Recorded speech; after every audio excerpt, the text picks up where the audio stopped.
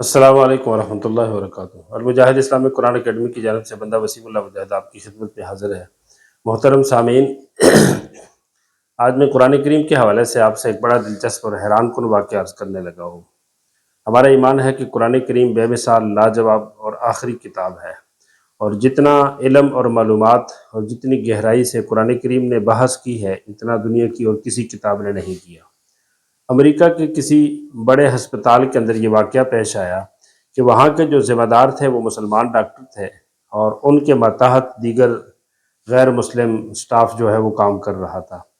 تو مسلمان جو ڈاکٹر تھے وہ ہمیشہ اسلام کے حوالے سے انہیں دعوت تبلیغ دیتے رہتے تھے، اور اسلام کے حوالے سے خصوصیات انہیں بتاتے رہتے تھے کہ اسلام وہ مذہب ہے جس نے ہر مشکل کا حل بتایا ہے، زندگی کے ہر مسئلے سے جو ہے نا بحث کی ہے، قرآن کریم کے اندر ہر چیز کا بیان ہے۔ اس طرح کی بات چیت، قرآن کریم کی خصوصیات، اسلام کی خصوصیات وہ بتاتے رہتے تھے۔ یوں 20 25 30 سال کا عرصہ بیچ میں گزر گیا۔ اسپتال کے اندر ایک واقعہ پیش آیا۔ واقعہ یہ تھا کہ اسپتال کے اندر دو بچے پیدا ہوئے، دو مختلف خواتین کے ہاں، اور ان کو نرسوں نے اٹھایا اور لے جا کے آگے سٹاف کے حوالے کیا جہاں بچوں کو رکھا جاتا ہے۔ تو وہ جو اس کے بازو کے اوپر جو پٹی سی لگائی جاتی ہے، وہ نرسیں اور وہ سٹاف وہ پٹی لگانا بھول گئے تھے کہ یہ بچہ کس کا ہے، اس کا نام کیا ہے، اور یہ کس کا ہے، کون سا مریض ہے، کون سا کمرہ اور وارڈ ہے، یہ لکھنا ہی بھول گئے تھے۔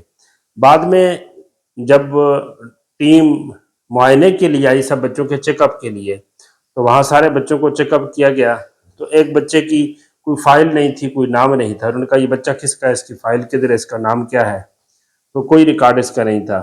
تو یوں دو مختلف بچے جو ہے نا وہاں پائے گئے جن کا کوئی ریکارڈ، کوئی فائل نہیں تھی۔ تو انہوں نے کہا اسپتال کے اندر جو ہے نا اس بات کو پوچھا جائے، اس بات کی تلاش کی جائے، اس بات کی تگ و دو کی جائے کہ یہ بچے کن کے ہیں۔ تو دو مختلف جو ہے نا وہ رسا سامنے آئے۔ انہوں نے کہا جی ہمارے دو بچے ابھی بھی پیدا ہوئے ہیں۔ ایک نے کہا ہمارے ہاں بچے کی پیدائش ہوئی تھی اور نرسیں لے گئی ہیں اس کو۔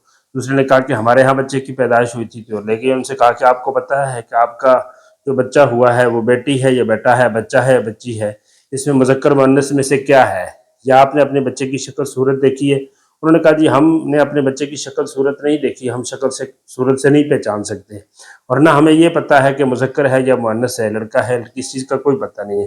بس بچہ بڑے آپریشن سے ہوا ڈیلیوری کیسے، اور نرسیں اٹھا کے اس کو لے گئی ہیں۔ یہ تو نرسوں کی، اسٹاف کی اور اسپتال کی ذمہ داری تھی کہ وہ اس معاملے کو لکھتے اور تحقیق تک پہنچاتے۔ انہوں نے ایسا کیوں نہیں کیا؟ اب یہ معاملہ بڑا مشکل تھا کہ یہ بچہ کس کا ہے اور کس کے حوالے کیا جائے۔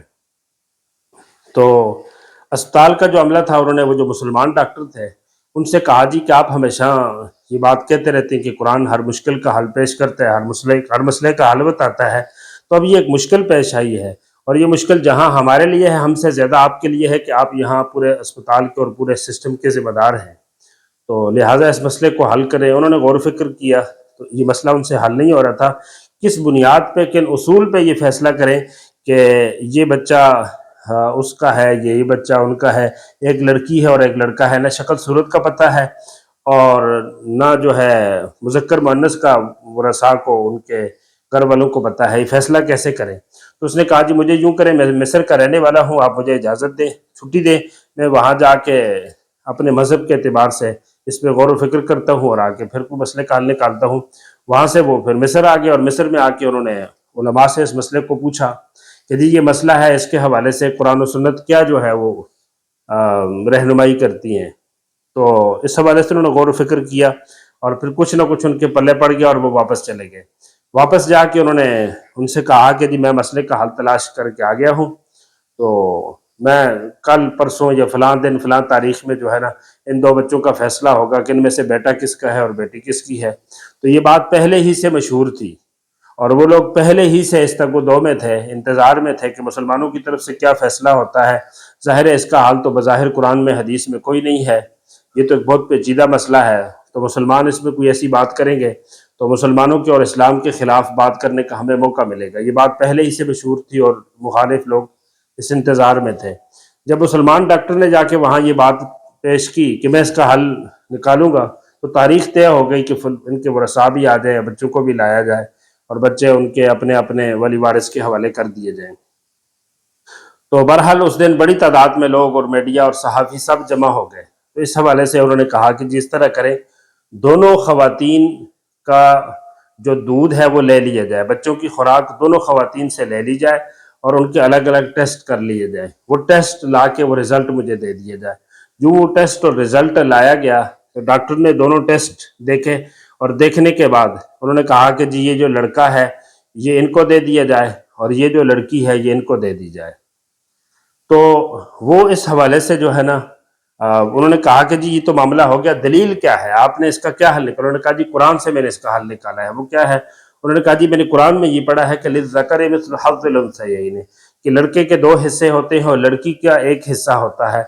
तो कुरान से ये इशारा मिलता है, यहाँ पे मेरी यहाँ रहनुमाई कुरान ये कर रहा है कि इस खातून का जो है दूध ज़्यादा है और इस खातून का जो दूध है वो कम है, बच्चे की खुराक कम है। तो लिहाजा जिसका ज़्यादा है ये लड़का उनका है और ये जहाँ दूध की मिकदार कम है ये लड़की जो है इनकी है। तो इस वाक़े की कुरानी ये जो हल था, ये जो फ़लसफ़ा था, इस वाक़े को देख के बहुत सारे गैर मुस्लिम उस मौके के ऊपर ईमान लाए। तो मेरे दोस्तों, कुरान करीम के अंदर वो मालूमात, वो नुकात, वो गहराइयाँ, वो असरार, वो रमूज़, वो बहुत कुछ है, बशर्ते कि हम सच्चे खरे दिल से इसको सीखने की कोशिश करें। अल्लाह ताला हमें कुरान करीम सीखने की तौफीक नसीब फरमाए। अस्सलामु अलैकुम व रहमतुल्लाहि व बरकातहू।